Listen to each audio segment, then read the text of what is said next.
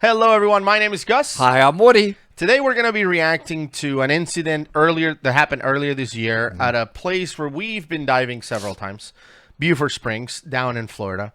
And I feel like when this happened, I think this happened in March. I don't remember exactly. March, something like 6 months ago. I feel like when this happened, a lot of channels and magazines and stuff like that jumped immediately at the chance at describing what happened there. And we try to be responsible in the sense of we don't like to be the first ones out reacting to stuff until like an actual report comes out and we can know the facts.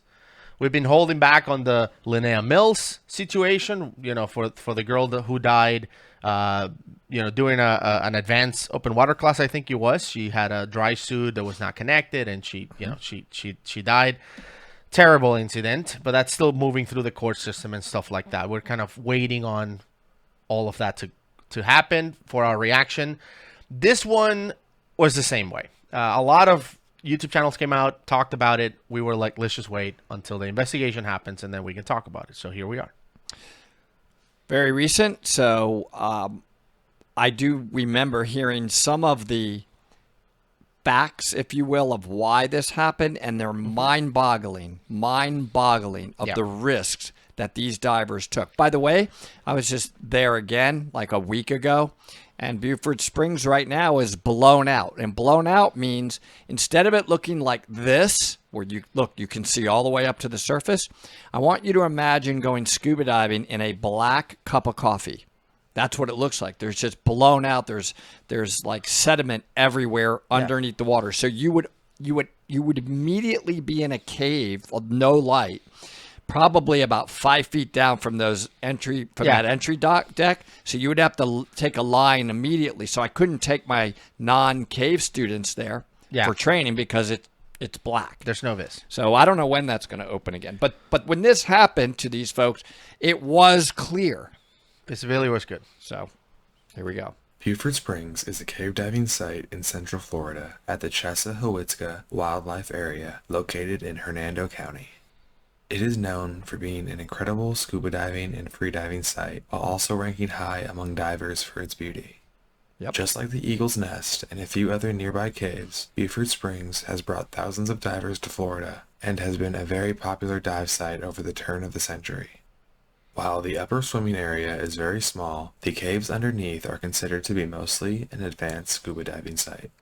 On any given day, you won't see many non-divers head out to Beaufort Springs, as this cave system, like many others in the area, have taken the lives of some who have ventured into them. On June 22nd, 2022, Hernando... So it was just 3 months ago in June. Yeah, and just to put it in perspective, it is an advanced cavern / cave, because when you go down Buford to get into the beginning of the cave zone, you'll see line. That's about 150 feet. It's deeper, yeah. And then it drops deeper. So it starts, you're just coming out of the cavern zone and you sort of start turning into the cave and you see some already set line. That's 150-ish. Yeah. 150. It goes down to 160 or something like that, 164, something like that. And again, for non-divers out there, the recreational deep diving limits are typically 130 feet or 40 meters. Beaufort goes to 160 plus. I think the deepest I've been is 164. And it was like wedged in down there, like, where the cave. No light. I mean, it's a cave. There's zero light. Yeah, and you definitely would be narked at that depth. Yeah, we were in Trimax, so we were good, but yes. Exactly. You don't want to do this on air. The County Sheriff's Office received a call to their 911 operating system. The screaming teenagers on the line were reporting a potential drowning in the Beaufort Springs cave system. I am blown away they had signal, though, because at Beaufort, there's no signal. Yeah, and it's really far for, any help services to get back.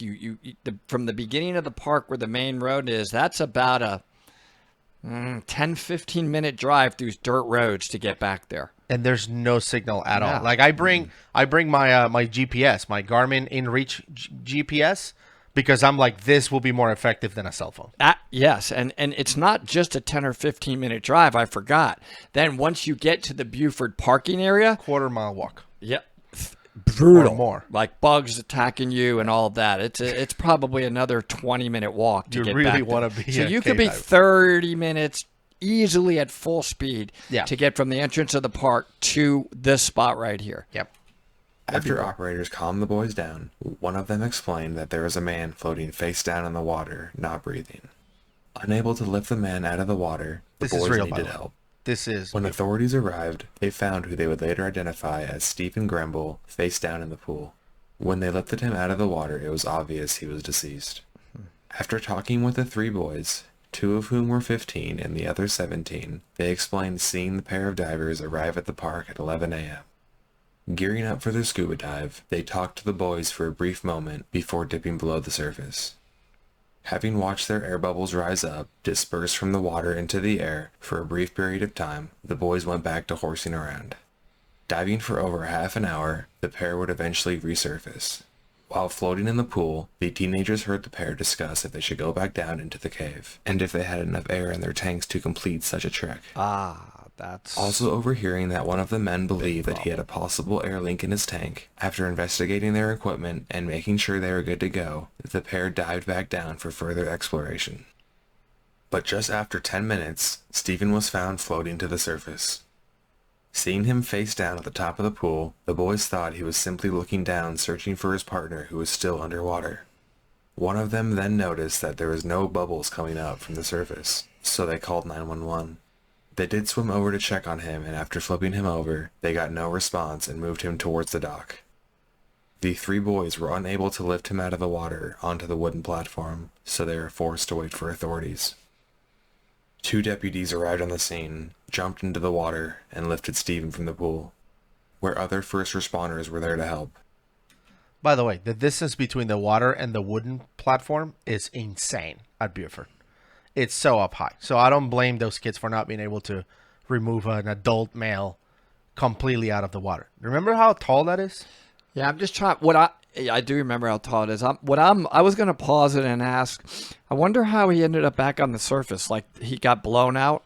You think he ran out of air, and instead of just getting the body floated back up. Yeah. I mean, there's really not flow in Beaufort. No. So I guess that he just floated up. Yeah. So Well, remember that when the but- tanks are empty, they become positively buoyant. So I think that added probably a little bit of buoyancy as he ran out of air. Yeah, but I'm also trying to think about it, and I'm trying to put this in perspective of other divers. To run out of air, completely out of air, you kind of have to completely be ignoring your pressure gauge. I mean, when would you start coming up? Like, no, for sure you're coming up like as 800 psi left. Yep. I mean, would you want to be out of there on open circuit like that with a minimum of 500 psi? Yeah. So I don't know the facts. So what did he do? Just be like, well, I have a tiny little bit left. I'm going to push that and wait till I run out of air, or did he just completely ignore it because he was narked? Because they said they went down to the depths of the cave.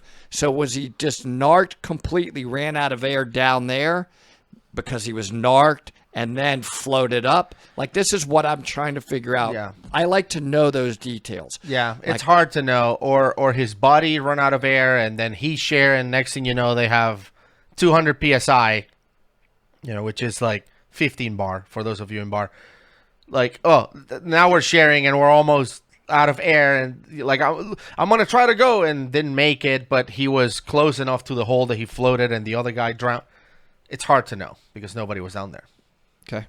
After talking with the kids, they knew air supply would be Todd's top priority, and he should be certainly surfacing within the next 30 minutes. When a few hours had passed and Todd didn't surface, the police knew he faced the same fate as Stephen.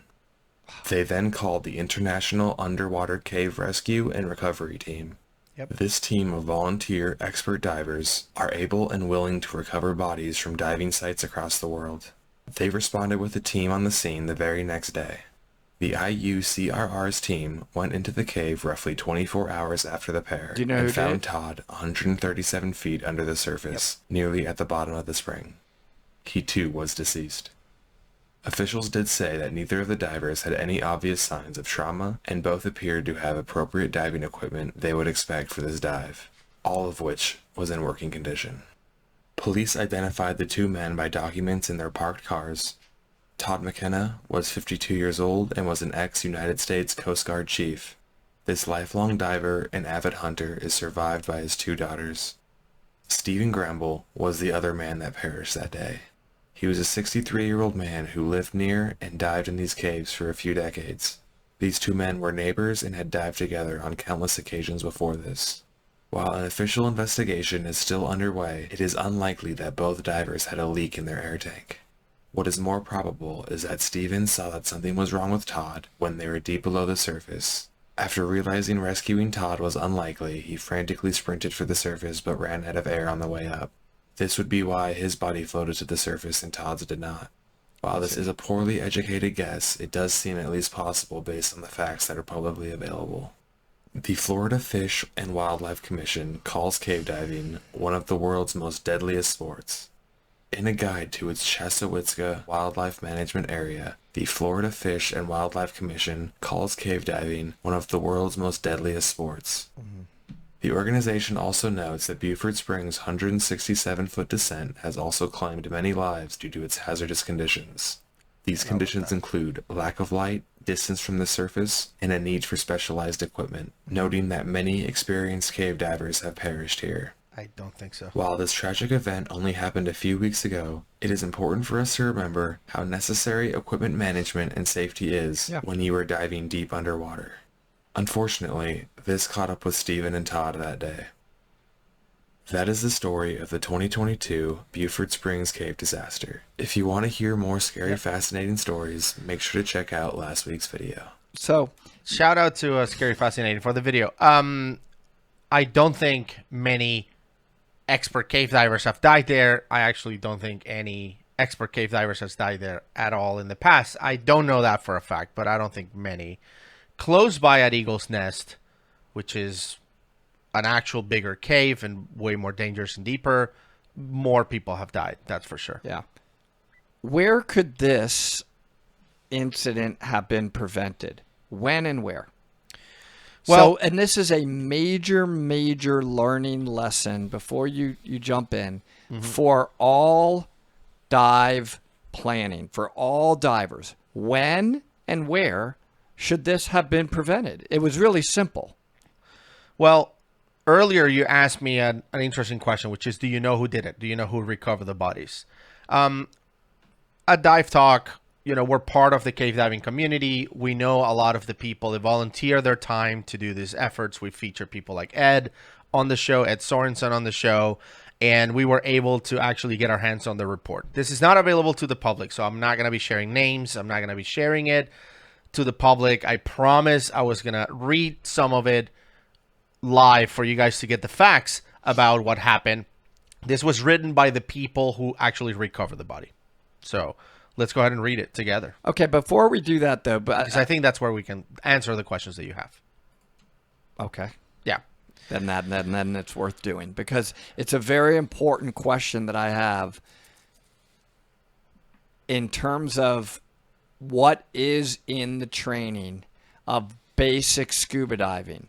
When can all of these dive incidents, most of them, almost all of these deaths that we, since the start of our channel, have been prevented? Yeah. Now you can get into that, and I'm going to answer it no matter what by the end of this video. Yeah. So you can see it, Woody, but nobody can see this. Just the two of us. You can see that this came directly from the IUCRR, which is the International Underwater Cave Rescue and Recovery association or organization, and they are the ones who actually wrote this report. And again, this is provided to us under the explicit request not to share personal information, which there's a lot of it on the report, which I was shocked by. But anyway. Okay. So it says IUCRR arrived on the scene and requested from at the request of the Hernando Sheriff Department. Once on the scene, the team was briefed on the missing divers. One male diver was believed to be somewhere in the 140 feet depth of Beaufort Springs. IUCRR recovered divers, names not to be mentioned, came up with a dive plan below for the safety of the recovery divers. Recovery divers entered the water at 4:31 p.m. with a 30-minute dive plan. So quick dive, let's go find this person and get out. Recovery divers surfaced within the 30 minutes with location and documentation for the missing diver. So they didn't bring the body all the way to the surface immediately. Recovery divers located the victim at 137 feet. They brought the victim up to 20 feet and tied him up on a shelf. You know that shelf where we always deco at Beaufort? There's actually a shelf right at 20 feet. There's a funny story about that shelf, but this is not the video to share that story, maybe at a later point. The victim was left in the water until the medical examiner arrived in the scene, or on the scene. Recovery divers did a second dive to bring the victim to the surface. The recovery divers exited the water at 5:43 p.m., so barely over an hour after they arrived there. After they handed off the victim to Hernando County's sheriff's investigator, photos were taken of the victim's dive equipment, and video was taken upon the locating and recovery of the victim. Photos and videos are included in the report. We're not sharing those pictures. Although, don't really scour the internet for them. There's no pictures of the bodies, just the equipment. Like, there's pictures of the computer. I'll show it to you so you can see. There's nothing fancy about it, but I'm not going to include them because I don't feel at liberty to share anything within this report. Okay, so this is the story. So on the 22nd of June at approximately 12:30, the Hernando County Sheriff's Office Communication Center notified the IUCRR that a scuba diver at Beaufort Sink had surfaced and was deceased upon surfacing. This is what we saw in the video earlier. A second diver who was diving with a descendant, how do you say that? Descendant? Okay. Had not yet surfaced, so the body had not made it. The Hernando County Sheriff's Office requested assistance from the IUCRR in an attempt to locate the second diver. I made a telephone contact with investigators on the scene, and I was advised that one diver was deceased and having pulled out of the water. The second diver is still believed to be submerged. However, there were no bubbles or movement in the water, and it was believed that the missing diver was likely deceased. At approximately 2:15 p.m., I arrived at Beaufort Sink, which had been secured by Hernando County Sheriff's Office. While awaiting the arrival of the recovery diver, named here, detectives advised me of several facts that they had obtained from independent witnesses at the scene prior to IUCRR arrival. Per detectives, two divers engaged in conversation with several swimmers earlier that day. During this conversation, the swimmers became aware of a possible dive plan in which the divers were planning to dive down to 140 feet. So this is way more detailed than the video that we watched. The divers entered the water between approximately 11:45 and 12. A short while later, undetermined time, the two scuba divers surfaced and were overhead discussing whether they had enough air to go back down. Hey, how much air do you have? Hey, how much air do you have? You know, we asked that question. It's common. They also heard one of the divers discuss a possible leak coming from a tank, and they believe it may have been the diver with the yellow tank that had the leak. The scuba divers then submerged for a second dive. A short while later, the swimmers observed one of the divers floating at the surface face down. They noticed the diver wasn't breathing and notified law enforcement. It was at that time deputies arrived and removed the diver from the water and was subsequently pronounced dead or deceased. Detectives allowed me to view the victim. Victim number one that had been pulled from the water. I checked the cylinder valve and noticed that it was able to turn approximately 2 full rotations before reaching the full open position. Victim one was equipped with the following gear. Then there's a list of all the gear. The victim had a aluminum 53 cylinder. Let's take a pause right here for a second to talk about that. This detail is important. And that's because a regular scuba tank, the one that you dive with or the one that you've seen on videos if you're not a diver, is 80 cubic feet. I don't know what that is in liters, but it's 80 cubic feet. This diver that was found on the surface had a 53. So barely more than half of what a regular tank comes with. By the way, tanks go up to the hundreds, like 120, 100 and something cubic feet. So you can get way bigger tanks, but the normal size is 80. This guy had a 53. No need to mention all the other brands of fins and things like that the guy had. He was in a long sleeve shirt with shorts and glove. Pretty cold water to be in just a shirt and shorts, but yep. I don't know Let's if see. you want to really Just read all that. Skipping the names. Victim 2 was located on the cave floor behind a large boulder approximately 5 feet from the permanent cave line.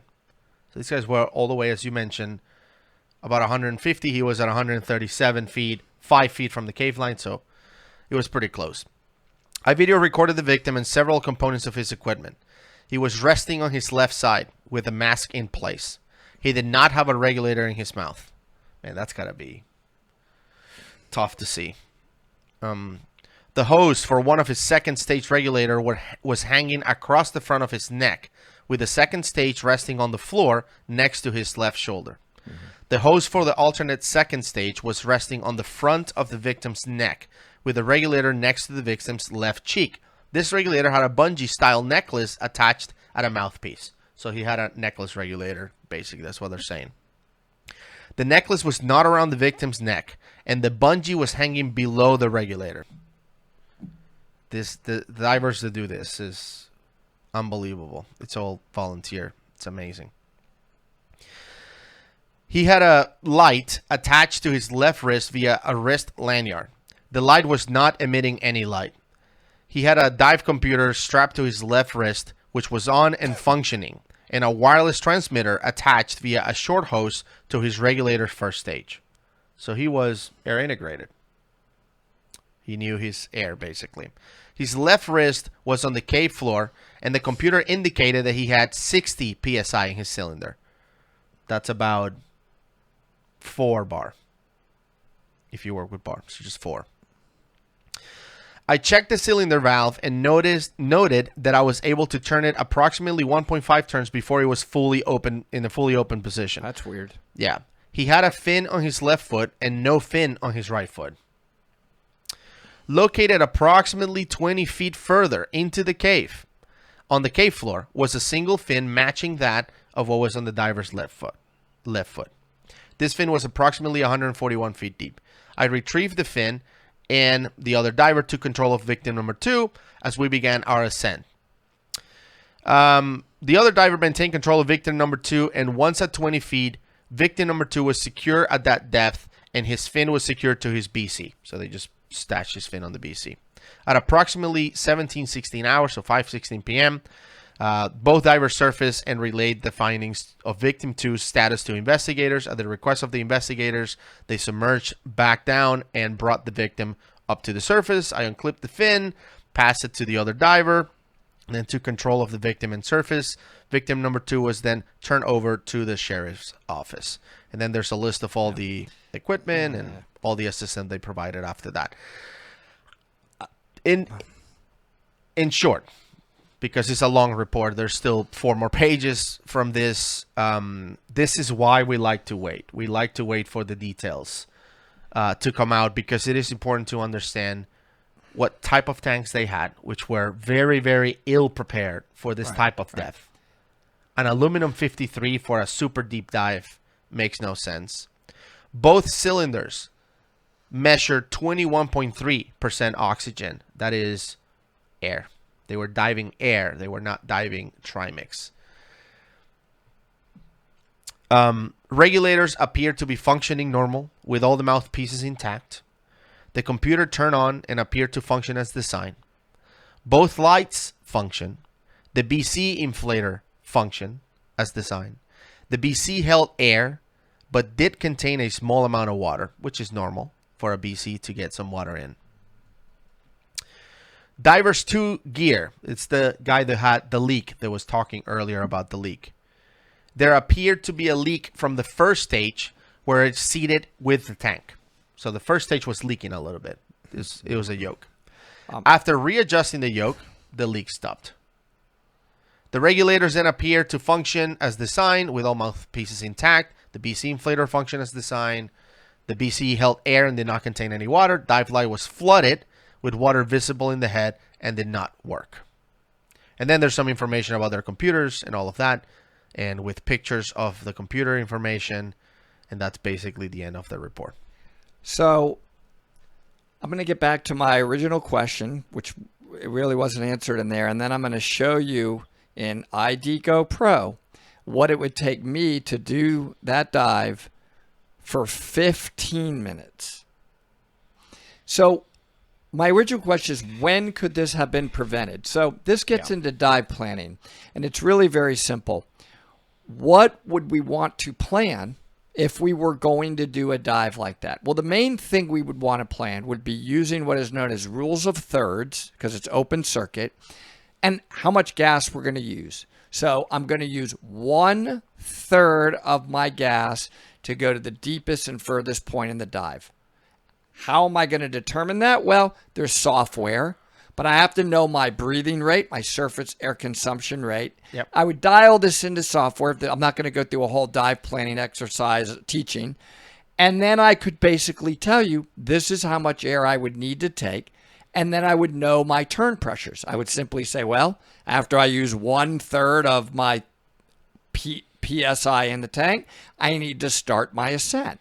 And it also has to factor in my decompression. Like, am I going to have to stop and wait because I have a deco obligation? I have to let the nitrogen come out slow enough so I don't get bent.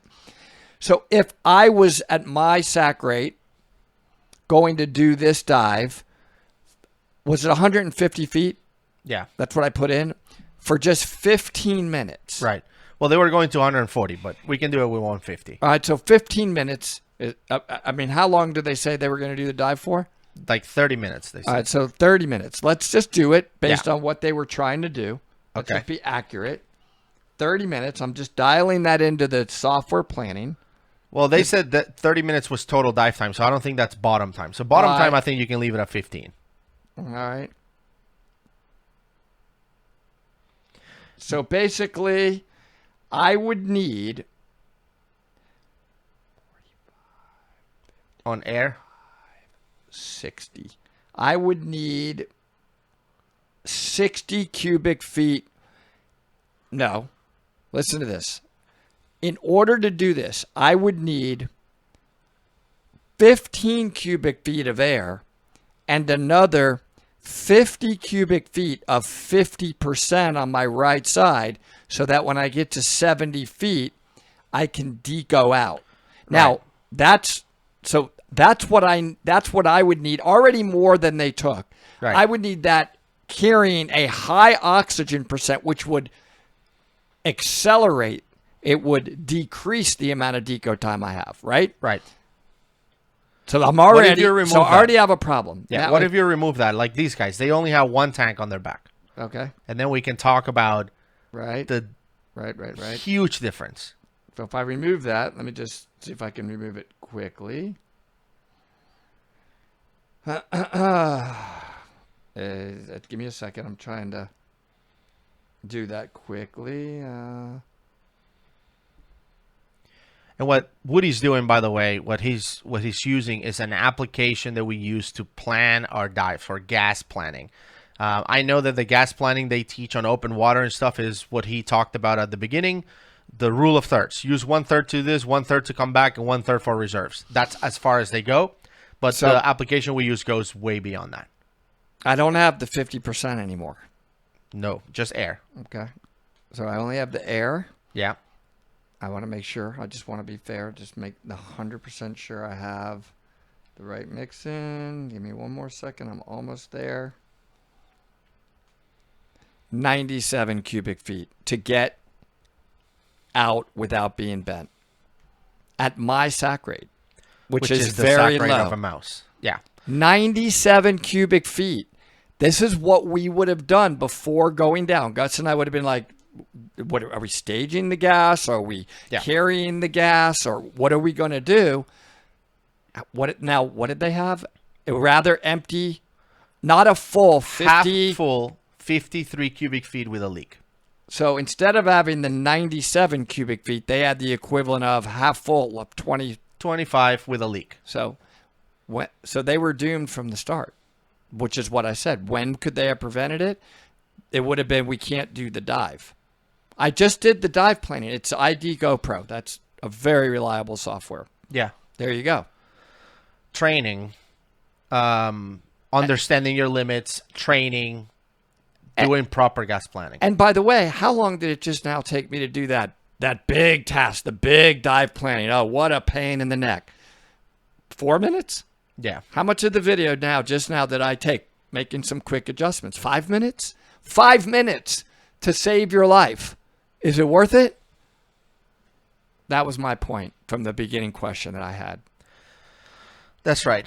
Sorry about the long explanation, guys, but we wanted not only to feature the scary, fascinating video, but also talk about the facts that they didn't go to in the video, because that's what happens when you share a story before all the facts are out. You can't share the facts.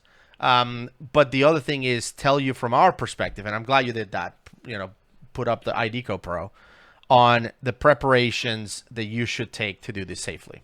It's no joke. And we have, unfortunately, reacted to videos like this in the past that ended in tragedy. Some of them ended miraculously correctly. Like one video we reacted to where open water divers that I highly doubt use IDCO Pro went into Eagle's Nest. And I'm going to leave that right here so you can check it out. Way deeper, way scarier, same level of training in tanks. Yeah.